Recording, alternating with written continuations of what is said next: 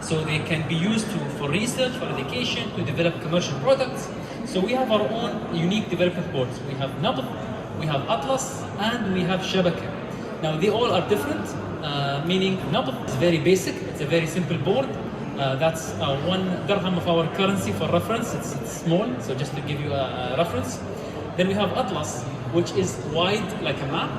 We have multiple components on it. We have accelerometer, we have lights, we have buttons, SD card, so people could use this for many different applications.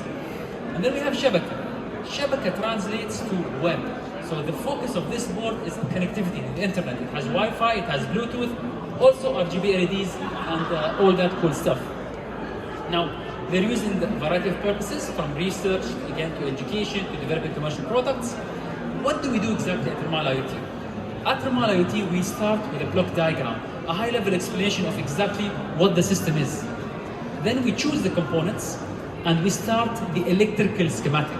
We actually design this. Once that is done, we do the routing and layout, which is the final step before actually creating the hardware. Then we assemble it. So from the left to the right, this was initially started, and I used to do it back home in my bedroom, one by one. Now, alhamdulillah, we scaled up and we can do multiple thousands and more. But initially, this is the process.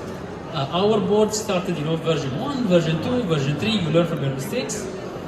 They have been used in artworks. They have been used in space missions. They have been used for education. And a startup that used our board came to our workshop, learned how to use our hardware, and then won first place in another competition. So that was very nice to see our hardware being used in different startups. That's our end goal. Now, we sold, alhamdulillah, 110 boards so far. And yeah, so it's very cool to see that. We have 2 pillars in Remal. We have first, we focus on education. We teach people how to design and develop and write code. The other pillar of Remal is we focus on industry applications, meaning we have clients that reach out to us and tell us we want a solution to do this, this, this. We design custom hardware for them. So we had our workshop at the University of Sharjah in the UAE. Alhamdulillah, we had over 100 signups, but we could only take 15 people, so that was our first workshop. And now we are in talks with Emirates Global Aluminum, which is a huge company, that they want us to create solutions for them in their factories. So that was very cool to work with them.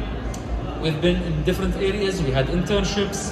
We invited for different events, and we really want to grow the manufacturing industry in the UAE. Korea does amazing things. You guys, mashallah, you're way too advanced, and we wish to learn and do more.